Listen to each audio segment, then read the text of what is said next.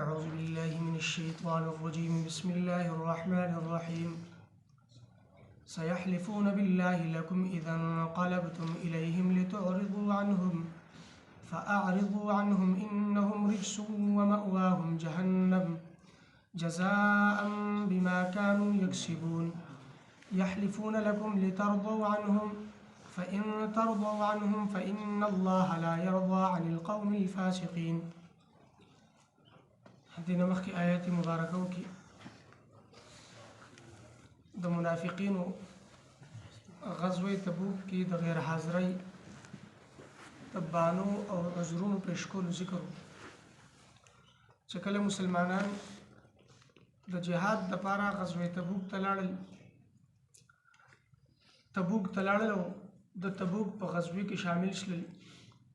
نو منافقین دا په دې غزوه کې شامل نشل شرکت ونه کو نو چې کله مسلمانان واپس شول مدینه منورې ته راغلل نو بیا به منافقین راتلل د پیغمبر صلی الله علیه وسلم خواته صحابه خواته عذرونه به پیش کول چې زما خدا عذر او زما خدا ضرورت او زما دا کار او زما دا کار. الله تبارک وتعالى جناب نبی کریم صلی الله علیه وسلم ته وحی وکړه چې زما محبوب صلی الله علیه وسلم ته دوی ویلا تعتذروا عذرونه مو پیش کوئ. الله رب العزت د وحی په ذریعه سره ماته پورا خبر او پورا بیان را ورسو ما تاسو حالات تاسو اخبار ورسېدل او زه د هغې نه خبردار یم چې تاسو هیڅ قسم عذر نه څه قسم د جهاد کې نه شاملېدلو څه عذر وغیره دا نه و بلکې تاسو بوجه منافقت او بوجه د تکلیف او د مشقت چې په جهاد کې به تکلیفي مشقت به په سفر کې به مشقتي نو د دې په وجه تاسو ایثار شوي او پاتې شوي حالانکه عذر منو کمزوري منو بیماری او عجز منو د لارې د پاره د اخراجاتو مسله منو او د سورلې مسله منو. په دې آیتونو کې اوس د منافقینو د قسمونو کولو ذکر دی. کوم سره چې د سره د قسم د قران کولو د دې عظمت وی د په ذهن کې د دې مقام او مرتبه او د دروغ قسم کولونه او بیجا قسم کولونه یریږي نو ظاهر ده چې دا سړی په هر ځای کې قسمونه نه کوي خو چې د کوم سړی په ذهن کې او داغه په زړه کې د قسم د قران د دې قدر مقام او مرتبه دا نه او د دروغ د قسم نه غیریږي نه نو هر ځای کې په هر خبره باندې په جایز یو کنه جایز قسمونه کوي. او چې کوم سړی هغه حتی لوسه د قسم نزان بچکینو که چرته په یو موقع او په یو ضرورت کې هغه قسم وکړو بل سړی د هغه قسم اعتبار کوي او په هغه اعتماد کوي چې د قسم وکړو دا به رښتیا وي. او چې کوم سړی بار بار قسمونه کوي نو بیا د هغه د قسم څوک اعتبار هم نه کوي بیا هغه لس قسمونه هم کوي خو خلق وي چې د دروغجن دي په دروغ قسمونه کوي. نو د منافقینو دا حالت چې دوی به هر خبرې کې قسم کو هر خبرې کې وي چې زموږ د قسم دا کار داسې دی دا عذر دی دا ضرورت دی او زموږ د قسم موږ مؤمنان یو موږ مسلمانان یو حالانکه د دوی دا قسمونه چې دي دا د دروغ قسمونه دي. او دوی به چې د پیغمبر صلی الله علیه وسلم او د صحابه په مجلس کې کوم قسم اوچت ک نو هغه به د دروغ صرف د ځان او خپل د مال د بچکولو لپاره. کله چې انسان قسم کوي نو دا په دې دریو قسمونو کې یو قسم قسم وي یو ته یمین لغو ویل کېږي یو ته یمین غموس ویل کېږي او یو قسم ته ویل کېږي یمین منقده. یمین لغو هغه قسم دی لکه یو سړی دی دته د یو خبرې علم دی یا د پوره یقین دی چې دا کار داسې شوی دی او د چاته وی چې دا کار داسې شوی دی په دې قسم مو کی خو وروسته ورته پته ولګي چې هغه کار خو داسې نه دی شوی خو د خپل د یقین مطابق ویلو چې دا کار دغه څه شوی دی خو وروستو بیا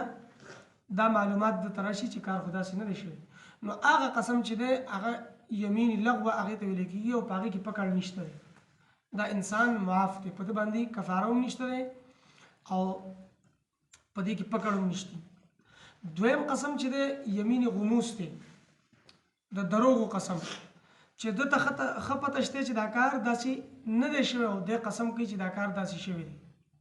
یا ورته پته ده چې دا کار داسې شوی دی او دی قسم کوي دا کار داسې نه دی شوی او دی په هغې باندې قسم وکړي چې هغې ته عام طور سره ویل کېږي د دروغو قسم نو په دروغه قسم یې چې وخوړو د ده زړه ګناهګار شو دا سړی ګناهګار شو د ده زړه ګناهګار شو او د ده دپاره اوس توبه استغفار کول دي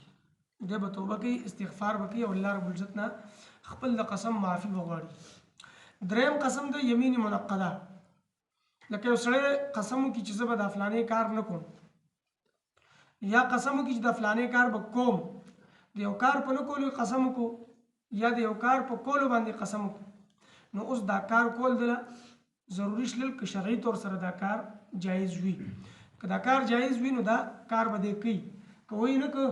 نو دا قسم په ده باندې راغی یا یو کار نو د قسم وکړو چې دا کار به نه کومه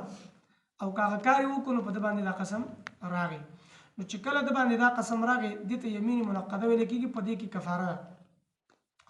او د دې کفارې متعلق الله رب العزت ومې سپارې کې مختلف اشیاء ذکر کوي چې د قسم په کفارې کې بسور کوي فكفارته إطعام 10 مساكين من أوسط ما تطعمون أهليكم أو كسوتهم أو تحرير رقبة یا خدا دا چې د یو غلام آزاد کی د قسم په کفارې کې خو چونکې اوس په دې زمانه کې خو غلامان نشته دي نو دویم صورت دا دی چې د لسو مسکینانو ته خوراک ورکړي خوراک سهار او ماښام 2 ټیمه لسو مسکینانو ته او خوراک څنګه چې درمیانه خوراک نه دی ډېر اعلی وي او نه ډېر ادنا چې عام طور سره کور کې څه خوري دغه دی په لسو مسکینانو غریبانانو باندې وخوري یا د هغې ته جامه ورکړي کپړه چې د بدن زیاته حصه په کومې کپړې باندې پټېږي او یا که دغه خوراک په ځای باندې یا د کپړې په ځای ورله پیسې ورکړي نو یو مسکین یو فقیر له یو صدقه فطر مقدار لکه څومره چې یو صدقه فطر دی نو یو لا نو گویا چې دی به لس صدقه فطر مقدار خپل د قسم کفاره ورکوي او فمن لم یجد فصيام 3 ایام چې کله غلام هم نه او خوراک ورکولو طاقت هم د ده نشتي غریب دی مفلس دی سشتی ورسره نه چې 50 شی وخوري نو بیا د ده دپاره 3 روجي دي دی به 3 روجي ونیسي نو د ده د قسم کفاره به ادا شي د منافقینو قسمونه چې د دروغ یحلفون لكم لترضوا عنهم استاسو خوشالولو د پاره قسمونه کوي سيحلفون بالله لكم اذا انقلبتم اليهم لتعرضوا عنهم قسمونه څه د پاره کوي چې تاسو تر اعراض وکړي درگذر ورته وکړي تاسو معاف کړئ چې تاسو وزه نه اتري وزه زمونږ ډلې کې شامل یې موږ سره زمونږ ملګری یې تاسو به د دونه درگذر وکړئ دو ته معافي وکړي عفو وکړي فاعرضوا عنهم الله فرمایي اعراض ترې وکړئ مخ ترې واړوئ انهم رجس دا پلید دي دا ناپاک دي د دو زړونه ګنده دي د دو عقیدې ناپاکې دي عقیده یې ناپاکه ده مشرک ته هم نجس ویلی شي دي قرآن مجید کې ناپاک ګندګي نو دا ناپاکي چې ده دا په 2 طریقو سره ده یو باطینی ناپاکي ده ګندګي او یو ظاهري ګندګي ده ظاهري ګندګي خو دغه د انسان په بدن د په کپړې باندې څه ګند لګېدل دی هغه یې وینځه صفا بشي خو باطینی ناپاکي چې ده د ګنده خیالات د ګنده عقاید او دغه رنګې د ګنده نظریات چې دي دا باطینی ناپاکي ده چې د کوم سړي عقیده ګنده یا خیالات ګنده دي نظریات ګنده دي نو ګویا چې دی باطینی طور سره ناپاک دی او ګنده دی ومأواهم جهنم جزاء بما كانوا يكسبون الله فرمایي د دوی جهنم دی ټکانه جهنم دا اعتقادي منافقین دي چې په جبه باندې د اسلام دعوی کوي او د زړه نه کافر دي نو د دوی لپاره جهنم دی او د جهنم ټول نه لاندې طبقه د دوی د اعمالو په وجه بدول الله رب العزت دغه طبقه ورکوي او دغه ځای بوله ورکوي یحلفون لكم لترضوا عنهم فإن ترضوا عنهم فإن الله لا يرضى عن القوم الفاسقين دا د یو قاعده او قانون ذکر دی چې دو قسمونه خو کوي څه دپاره چې تاسو ترې خوشحاله شئ. لکه دی به راشي قسم به وکړي چې زما خو دا عذر او زه جهاد کې شامل نشلم او زه تاسو سره یم، نو تاسو به زه خیر دی ستا عذر بیا به ضرورت راشي بیا به ته جهاد کې شامل شي. الله فرمایي تاسو د رضا د کولو دپاره چې تاسو ترې خوشحاله شئ او رضا شئ د دې دپاره قسمونه کوي. خو که چېرته تاسو ترې رضا او خوشحاله هم شللی خو الله ترې نه رضا کېږي. الله د داسې فاسق داسې نافرمان چې هغه د حدود اسلام نه وتل دی، هغه په کفر کې داخل دی، صرف په ژبه باندې د اسلام دعوه کوي او باقي د اسلام خلاف کوششونه کوي او د اسلام خلاف استعمالیږي، داسې فاسق او نافرمان نه الله رب العزت نه خوشحالېږي. سيحلفون بالله لكم زرد دوی به قسمونه کوي په نوم د الله ستاسو مخکې اذا انقلبتم الیهم چې کله تاسو واپس شلئ دوی ته، لکه مدینې ته راغلی د دوی خواته، لتعرضوا عنهم دې دپاره چې تاسو درګزر کوئ دوی ته، فاعرضوا عنهم مخ واړوئ د دوی نه، انهم رجس یقینا دا پلید دي، ومأواهم جهنم او ټکانه د دوی جهنم دی، جزاء بما كانوا یکسبون بدله ده په سبب د هغه څه چې دوی کوم اعمال کوي کوم کسب کوي کمای کوي. یحلفون لکم قسمونه کوي دوی تاسو ته، لترضوا عنهم دې دپاره چې تاسو خوشحاله شئ د دوی نه، فان ترضوا عنهم که چېرته تاسو خوشحاله شئ د دوی نه، فان الله پس بېشکه الله رب العزت لا یرضا نه راضي کېږي نه خوشحالېږي عن القوم الفاسقین د نافرمان قوم نه.